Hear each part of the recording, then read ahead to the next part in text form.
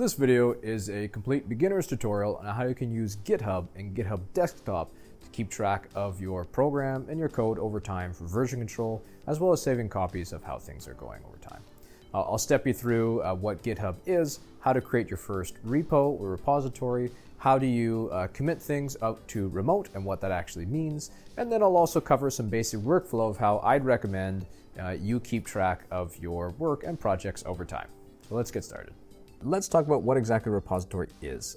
A repository is basically a file of some sort of online and local storage of all of your code throughout your project. It could include images, it could include text, it could include Python files, HTML files, CSS files, whatever it is that you're programming.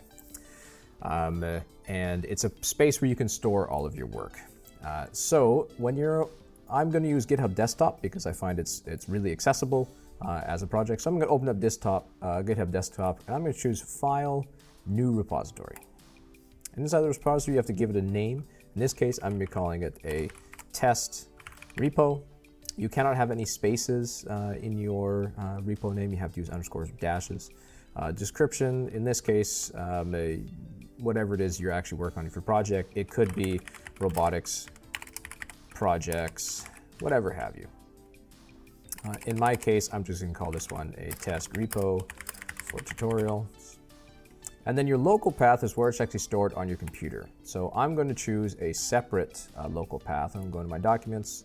I'm going to go inside, generally stores inside a GitHub folder, and I'm going to just go ahead and choose open here because it's going to make a folder called test repo inside your GitHub folder.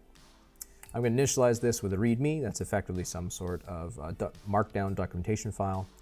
Your Git.ignore, you can have it ignore certain files if you don't want to come in. We'll come back to this later, especially for Mac specifically. And then your license is if other people are going to access this repo, what access do you want them to be able to have? I'm personally going to choose MIT license. And then you can see that this repository is going to be created at users, bprat, document, GitHub, and then test repo as a new folder. I'm going to go ahead and choose create repository. And now if I come into my documents folder and go inside GitHub, you'll now notice that I have a new folder called test repo with a license for the MIT license, as well as a readme.md. Now there are currently no local changes inside my repo. Let's go ahead and add in a quick file. So maybe I'll open up text edit, print. Hello world. Save it over. And now you notice that any new changes that I've added in are now showing up in green, and it's got a nice little green plus file to anything inside of my repo. Now, this repo only exists locally on my computer. I have not actually published this repository up to GitHub. So if I were to sign into my GitHub account, I would not have a repository called test repo currently. In order to do that, I need to actually publish my repository. So I'm going to go ahead and click publish my repository. My name is test repo, its description. I'm going to keep this code private currently, and I'll go ahead and publish this. And what publish does is it actually shares it up onto GitHub. So if I were to go to repository and say view on GitHub, you'll now notice that I have my license, my readme.md, and my test repo. But you'll notice that my hello Pi is not actually on that repo because I haven't actually made a commit yet to this repo. And what a commit does is it might be saved locally to your computer, but it's not actually saved on remote yet.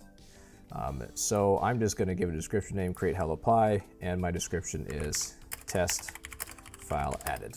I'll commit this to my master branch, and then I will push my origin. And when I push it, that is what actually puts it up onto remote. So if I were to view this on GitHub now, repository view on GitHub, now you can see that I actually have my hello.py file inside my Git folder.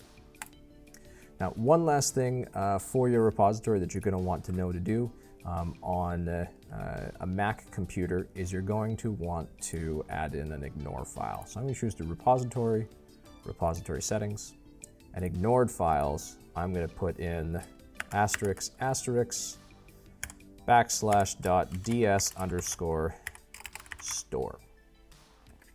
This is a file that's get added. It's a hidden file on every single Mac Finder window, and it effectively lets your computer know when the last time you accessed that Finder window was. We want to ignore this file because otherwise you're going to start getting a lot of changes inside your repo that are not actually changes to your code, and it's awfully annoying to have to send a commit every single time this DS store file was being updated. So I'm going to create a Git.ignore. I'm just going to say ignore temporary Mac OS files. We'll commit that to my master branch. We'll push my origin. And now if I view this on GitHub, go back to my test repo, I now have a Git.ignore that includes my DS store. Let's go ahead and navigate to our repository. So I'm going to show it in my local folder. First thing I'm going to do is make a folder. I'm going to call this one my Mars rover, because this is the project I'm currently working on. Once I've made my new folder, I'm going to go inside my IDE, and I'm going to save my code, because I'm done for the day. So I'll go ahead and choose save. I'll go find my repo. In this case, it is my test repo robotics. Inside my Mars rover, I'm going to give it a rover_main.py. Give it a descriptive name. When I go to GitHub Desktop, you'll now notice I have some new changes that are being made. Anything that's green plus is a new file that's being added. And then inside the file itself, you can actually see all these new lines that have been changed throughout it. When you're making commits, you can give it a summary for what it is. In this case, it's auto-completing create rover.py. My first description is going to be init commit on rover code. And I'm going to add in a little more descriptions. Say init servo object, and then drill up and down logic. I'll commit that to my master branch. I'll push to the origin to throw it up to GitHub Desktop. Now let's say I come back and I make some changes to my code. Let's say I actually want to create two different servos.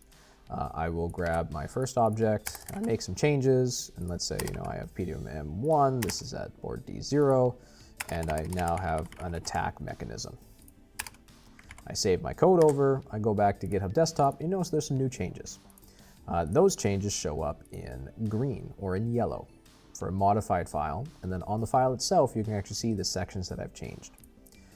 And then I can give myself a relevant description. Now to make some changes, you want to make sure you're using relevant descriptions over time so you can go back to your history. If you don't, it will come back to bite you in the butt. So for me, I'm going to say added attack servo, and in my description, I'm simply init attack servo on new pin D2. I'll commit to my master branch and I'll push the origin.